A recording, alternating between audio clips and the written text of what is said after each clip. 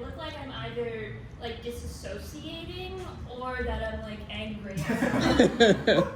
But it's not intentional, I promise. I just zone out like incredibly easy. I can literally every photo I look like I'm like somewhere else. I can just like go entire days without like saying a word because I'm obsessing over something in my head.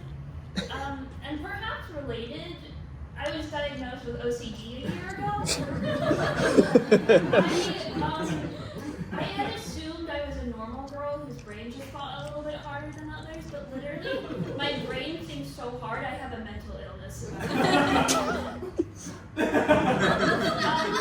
No, it's a good thing I know this. It was kind of like WebMD wasn't. I sort of suspected it in college, but WebMD wasn't really like clicking with me, and representation of OCD in media is not very relatable because it's like a lot of like quirky older men, annoying older men, or like Hannibal Lecter.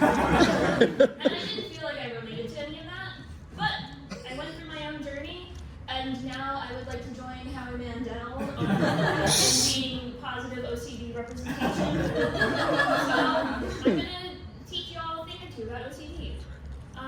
Not with this though, this is just to show I can cite sources, it's a bunch of jargon.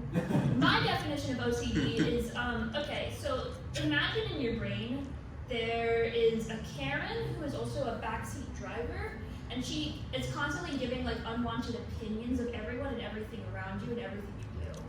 And then on top of that, she's like a paranoid conspiracy theorist who has thoughts like, oh, this person hates you because you didn't hold open the door for them, and you can only watch YouTube videos in incognito mode so they don't know. They is not necessarily the government. I don't watch anything illegal. I just watch shit. But like, I refuse to let anyone except for you guys know. So, but before we get any further, I have a quick disclaimer. This is not meant to be like a pity party show or like I have the worst show. It's like, you know, I'm not trying to gain any sympathy points. This is just a get to know me type of situation. Like, you know, why I do things like justify my reasoning for doing things so that you guys don't judge me for it. Things like maybe a disclaimer for your mental illness show so that people don't think you're trying to pity party your way into something. I know these slides are kind of useless. I just literally could not move on if I didn't, like mentally, I couldn't finish this presentation if I didn't have it. So we've acknowledged it in the room and we can move on. Here's a pie chart. Sessions crawling out. Obviously, I'll go more into what each of these mean.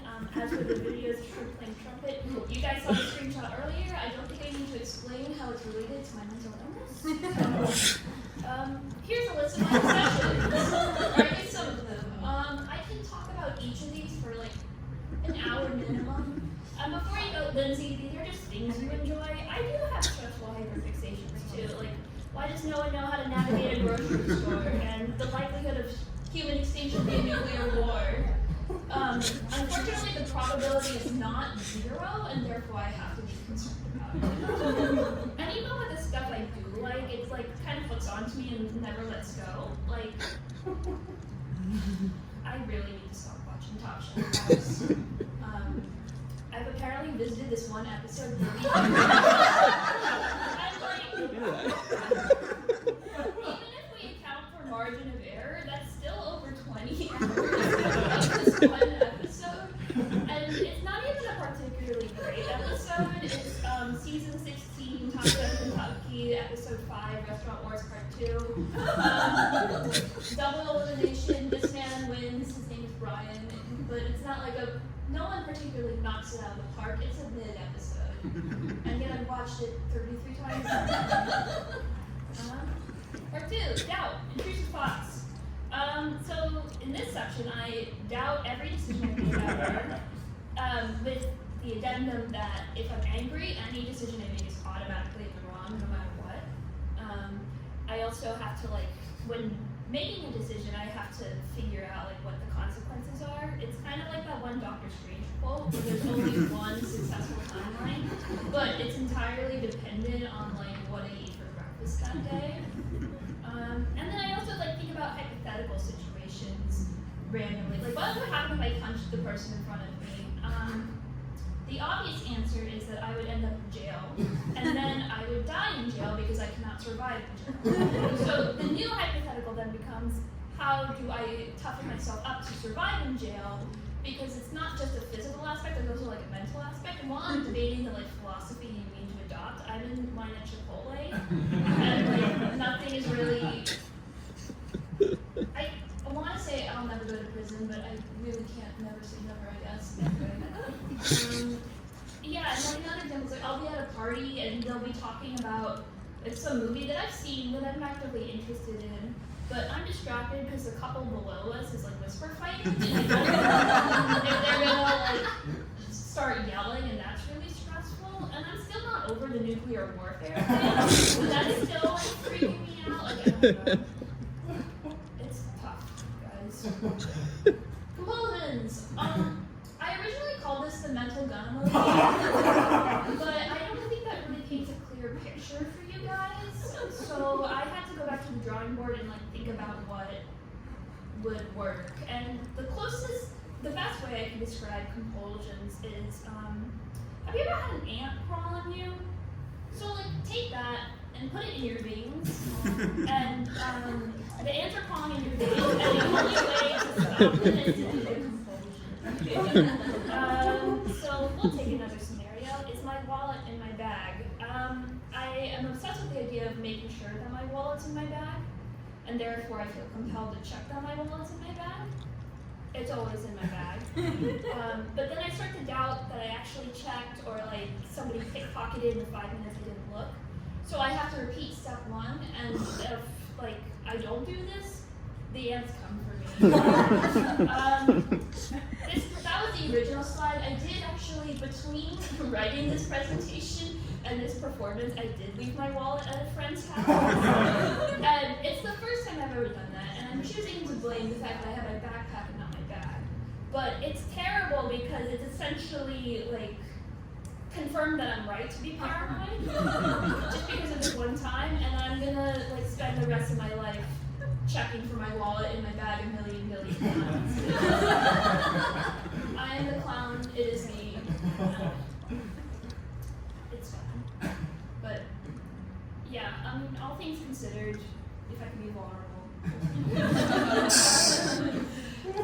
It's like hard to know where OCD begins and ends, I think, as a thought. Like I'm using pretty light examples here, but sometimes you can like truly get paranoid and truly not know which way's up. Like, your brain gets fully developed when you're 25 years old, and I discovered I had OCD when I was 24. So that's effectively 96% of my brain being formed that I didn't know I had OCD. And obviously, like, it's no one's fault. I didn't get diagnosed, and it's no one's, like, U.S. healthcare system, whatever. And like, not everything in my life ties back to OCD, obviously. But it's something that I wonder, like, what would have happened if I found it earlier. But yeah, this is really great. I visited the main Top Chef. Not only did I visit the main Top Chef page 124 times, I also watched it on Hulu 39 times. So I don't know what happened here. I think I blacked out.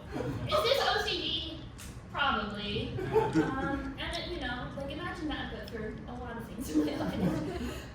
But the good news is, with getting diagnosed, I did discover OCD can be taught, and you can take back some form of control.